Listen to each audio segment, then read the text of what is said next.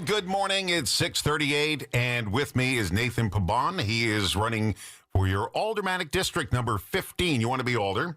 See, I'm never quite sure if it's Alder, Alderman, Alderwoman. I'm just saying Alder from now on. That just cuts right to the chase.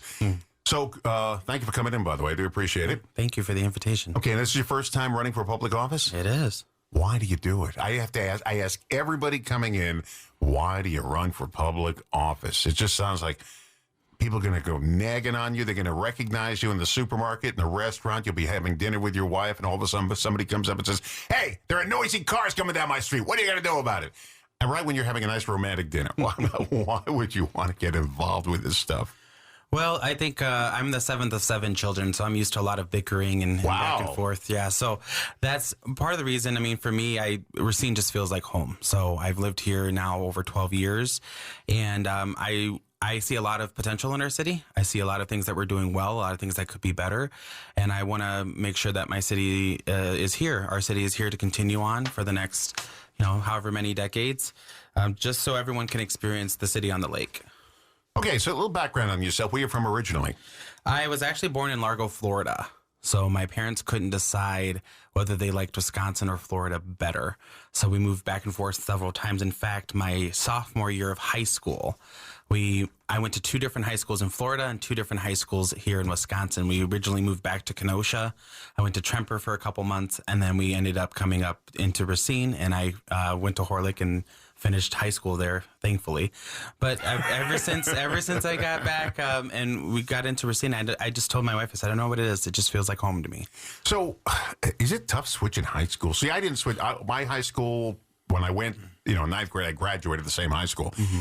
Is it tough going from high school to high school back and forth? I mean, as soon as you start knowing your teachers and your friends, time to move. Absolutely. So my mother never graduated high school. She didn't even make it past the 5th grade, actually. So when you're moving high schools, but you don't have anyone to help you kind of bridge that gap, that's where it becomes really difficult. But when I got into my sophomore year and I got to Horlick is actually where I met some incredible instructors that helped bridge that gap. So it was tough at first, but thankfully through their efforts and many hours of studying, we made it work. Well, that's good. Okay, so originally from Largo, and by the way, one of our legendary DJs who used to work at this radio station, Frenchie Bouton, when he left here, he went to move to Largo, Florida. Mm-hmm. And I'd never heard of it before, and now I heard of it twice. Okay, so you live in the 15th district. Now, where is that? So people can, because districts, I know where the 4th is because I live there. Where's the 15th, and where does it border so people know where they are? The way that they draw the districts is interesting, but it basically goes where North Street is down Douglas heading toward 3 Mile. And then it goes down 3 Mile toward almost all the way to Johnson Bank right there by Wind Point. Okay. Yeah. Back up Main to about north. And then it kind of just cuts off there. So about half of 8th, 9th, and 10th Avenue are in the 15th. The other half are in the 5th district. So if you're elected on April 1st in the 15th district, what do you want to do? What's different now? What's going on now that you're going to make different? I think the biggest part that's missing for a lot of people because I've knocked hundreds of doors, is just the listening part, being able to bring their voice back to the Common Council.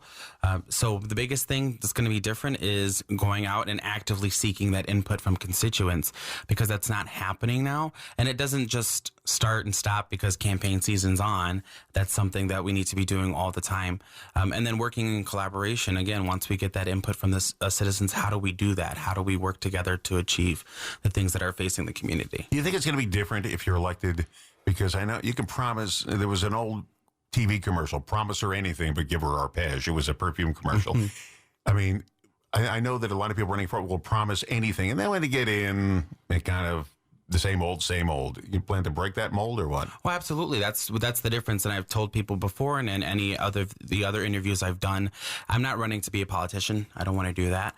I'm running to be a public servant. So with that comes candid responses. I've had people already reach out to me via phone calls or emails about different issues or what they're thinking about. And I always tell them, I'm going to be candid with you. If I don't know, I'm going to tell you I don't know, but I'm going to find it out for you. And if I do know, then yes, absolutely. I'm going to tell you the truth. I'm going to tell you how I see it. You may have a different point of view, but that's what this is about. It's that back and forth conversation. Okay. Be specific now about some of the things you wanted to change in town here. Every time we have somebody who's an Alder in here, I have the same complaints. I mean, not really complaints, but if I have to dig around. I mean, I live on Main Street, and it's like the Great Lakes Dragaway on Main Street. I mean, these cars are going fast, and they're noisy, they're loud. And all you need is one kid to lose a ball in the street, and you have a tragedy, because there's no way they're going to stop. Also, I always bring this up to Melissa Caprillion. The manhole covers are like 3 inches below the street, and every time I hit one, boom, I think my axle is going to break. Right. Those are my complaints. What complaints have you heard anything talking to your constituents around town, people who you want you to vote for? What are their biggest complaints about the district? The biggest complaints that we get are typically about the speeding, which is working in conjunction with the police department. What main streets do you have in the 15th district? We have Douglas. We have parts of Douglas. Yeah. We also have Charles Street in our area where there's probably 3/4 of a mile where there's no stop sign, so they can just zoom down that. Now, should they? No. But also we have parts of Main Street as well in the 15th. So plenty of opportunity for people. You got a lot of speedways in your district. Yeah, plenty of opportunity for people to go not where they should be going, at least speed wise. I mean, people with crotch rockets and things, even on the sidewalk, we've seen those things. People don't know a crotch rocket's a little motorcycle, but it's not like a Harley. It's a little faster. That's what those motorcycles are. Mm-hmm. So what specific things are you hearing? Specifically, you get a loud noise.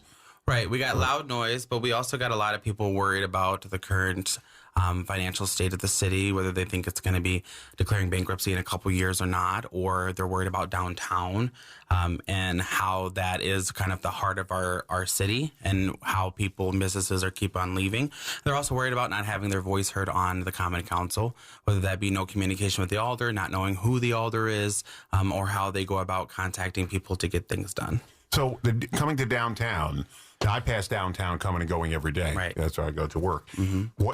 What are they confused about downtown? They're not confused. Problem? They're just concerned. Concerned about the fact that there so many businesses are leaving. So we have I don't know if you've been down, but the Hotel Verdun, very nice downtown. Mm-hmm. They just built it not too long ago. But the issue with that is if you don't have the people to fill it, if there's no one to fill the hotel, then what's going to happen to it? Yeah. Right? Now, before they built that, back in the 90s, our owner and general manager was, he wanted to do the Imaginarium. I don't know if you remember that. It was done in different cities around the country. It was a learning for children. You go in there, and they had all these great exhibits. So we all donated to get the Imaginarium going, and they knocked down part of the building because it was Zahn's department store at the time. And they knocked down the walls. They never got it finished. Mm-hmm. And it became vacant for a couple of decades, and then Hotel Verdun opened it up. But, that was supposed to be the Imaginarium at one time right there at Monument Square. Well, I think you bring up an important point, too. A lot of people are concerned about youth engagement in the city. So that means that we need, as alders or regular citizens, though, to be going to the schools, the YMCA, established youth organizations, and having that community dialogue that allows us to understand what really resonates with the younger population, utilizing social media to help build a base and create engaging content, which allows us to hold virtual town halls or Q&As so we can get better educated on what's affecting the youth from the youth. And then we can expand and add or improve youth councils, membership programs, civic programs that empower our youth with knowledge and skills to participate in our local government, but also allow them to volunteer and do internships to help make sure that they're in the best position possible to be successful adults. Nathan Pabon is my guest. He is running for Alder in the 15th Aldermanic District here in Racine. The election is April 1st. More with Nathan coming up in just a moment here at WRJN. Nathan Pabon is here, and he is running for Alder in the 15th Aldermanic District in Racine. The election is April 1st. At 6:50 at WRJN. I want to thank you all for joining us here this morning. I want to thank Nathan for getting up early and coming in here. Now, when you take off your Batman outfit, you're actually, where do you work normally? I work in banking, actually. I work at First American Bank. Okay, that's good. Where's that? So they are the largest privately held bank in Illinois, but they have 3 locations basically in Kenosha County. Oh, okay. And then they have some in Florida, the Miami-Dade area. Do you know the trick to finding out if a $100 bill is real? Tell me. You know, I at my bank, she was giving me money, and she had a $100 bill there.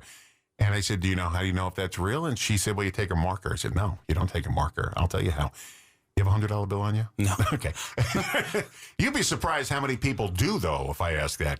There's a strip right down the center of a $100 bill. And it's not printed on there. It's a strip that's attached to it. And if you take a toothpick, and from the bottom up, you'll be able to slide the toothpick between the $100 bill and that strip. And if you can do that, it's real. Because counterfeiters haven't figured out how to do it. How to make that strip on there. I'm sure they're getting right on that, though. Well, now that I'm talking about it, they will. Now they see you talk about it. Now they haven't figured out how. So, and the lady at the teller window said she didn't realize. So I went back the next month, and she said, I tried it. It works. Of course it works. And also, if you look at a bill, beside the serial number, there's a letter and a number. That letter and the number correspond to each other in the alphabet. So if there's an E on there, the number's got to be 5. If there's F, you got to have the number 6. Counterfeiters don't do that. It's a lot of work to do that, to make those numbers like that. But yeah, if you take a $100 bill, you can slide that toothpick between the strip, that little stripe, and the $100 bill, and then you know it's real. See? The more you know. I just saved you a ton of problems today. Right, Because you came in here, you never knew you'd leave a little smarter than when you came in. Absolutely. Let's talk about the Racine Neighborhood Watch. It's a fundraiser coming up. Yes, the annual Take a Taste at a Crime. That's going to be this Friday, March 28th. It's starts at 5 p.m. at Roma Lodge. It's just a really great after work social that you can go to that supports a noble cause. Racine Neighborhood Watch has been involved in the community for over 40 years. I'm a board member of the Racine Neighborhood Watch, so we're really just trying to get the word out there. That's the Roma Lodge again at 7130 Spring Street. Tickets are $40 in advance, so they go up if you get them at the door. But it's just a spectacular way to socialize and taste some good wines and beers and cheeses and bid on some auction items that all benefit a great cause. It is a good cause. Yeah, absolutely. And do they still hang those little things in the window, the eyeball, the Neighborhood Watch things? I don't. Years and years ago, they used to hang that in the window. No, I mean, and I've seen some places that, some houses that have like part of the Racine Neighborhood Watch program, but no eyeballs. That's good. No eyeballs that I see, at least. So what do you want people to know about you? Because you're new. Right. Well, let's be honest. You're brand new. You're running for your first office, Nathan Pabon.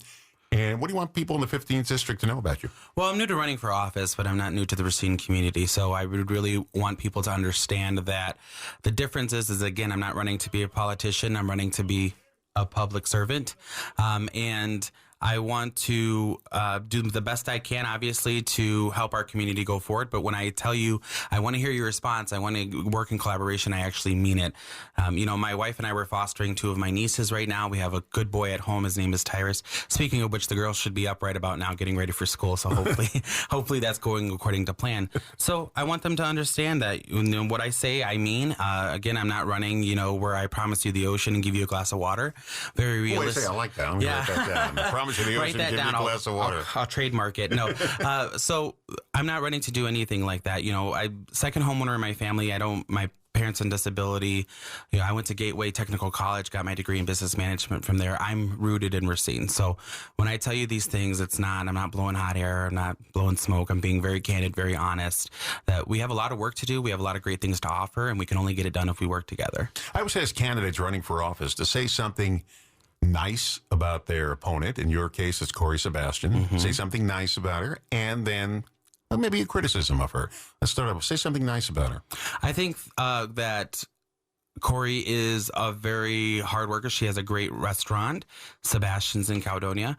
I've never actually been there myself, but I know a lot of people know her just from that and say great food, great service. So I know she provides that to the community for sure.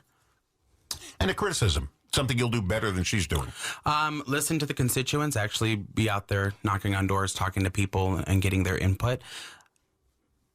I got to ask you then, when you knock on doors, and this last 2 weeks, I got to tell you, I go home from here and I'll take a little nap, and it's real tough with the door knockers coming up. And they're very pleasant. They're there for a reason.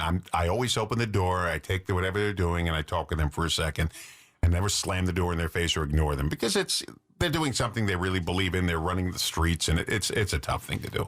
And I wouldn't want to do it in the rain and so forth. So, I'm try to be pleasant to them. You get a lot of people not answering their doors when you knock on doors, or just saying, "Get off my porch." No, for the most part, and this is a reality kind of wherever you go, you may knock on 50 doors. Maybe you get 10, on a good day, you get 10 people to answer the door. But when you do that's it, huh? But it's not a lot. But the point is that you were there and you were trying. And a lot of the times, I leave messages with our Ring doorbell cameras. We're just having a conversation myself. But I don't really have anybody that's been too unpleasant. They've been very reactive and very saying, "Hey, what are you doing?" And we have a great conversation. I know that it's difficult for some people, especially right now with the spring election, everything on the ballot, that we've just been hit with all this, every YouTube ad, they want to see David Gruber back on their televisions because that's their sense of normalcy. So I always appreciate when they do actually come to the door and are willing to have an engaging conversation with me, which a lot of them are. And I do that. Yeah. I do. There's certain candidates in national politics I don't want to deal with. And if I find out they're supporting, I just get off my porch. Call security, please. Yeah. Sick the dog. Get that pit bull out of here. Yeah. Okay, now we have a couple of minutes here left, and I just want you to give a campaign speech to the people who are listening in the 15th Aldermanic District who haven't made up their mind between Corey Sebastian and Nathan Pabon. So why don't you give a pitch now why they should elect you? Well, I think that right now we are in a position in our city where we can't afford to keep accepting people that are rubber stamping spending or just being yes people. And we also can't afford people that are being obstructionists. So that's what I'm looking to do when I go there, is not be a yes person, not be an obstructionist, but work together in collaboration, not just with the other alders, but with the mayor where possible, whoever the mayor may be. We have another election coming up here in a couple of years to get things done. That's what people want in local government. They want the dysfunction. I don't think they want the dysfunction, but they kind of leave that over to Washington. And right now we are in a hyper politicized atmosphere that should not be affecting us locally, because this is stuff we're getting done. Those potholes filled, the buildings repaired, our youth engaged, our schools funded, our first responders funded, those kind of things. That's what people want to see, and that's what we need to be doing, is working in conjunction with each other to help promote and revitalize our city that we love. And we can only do that if we work together and listen to each other. Now, how do you stand on the two referendi? Getting more money for the fire department. It's for like 6, or I forget how many firefighters. 9 firefighters. Mm-hmm. And also for the funding of the school? The RUSD referendum. So I can tell you that what a lot of my constituents say. Me personally, my nieces will be going to Juristad next year, and I've toured there. They've done a lot of improvements. I think you have a deep sense of distrust in the community. A lot of my constituents feel that way. Personally, I support it because I would love to support extra funding in education and our youth. But it all boils down to the individual choice at the ballot box on what they've seen, the information they have available, and how they're going to want to vote. As far as the firefighters go, again, that's something I support. You're talking about 9 positions, I believe is $1.7 or $1.5 million. So potentially $62 more in your tax bill beginning December of 2025 in order to keep those positions funded and keep our response times to around 4.5-ish minutes.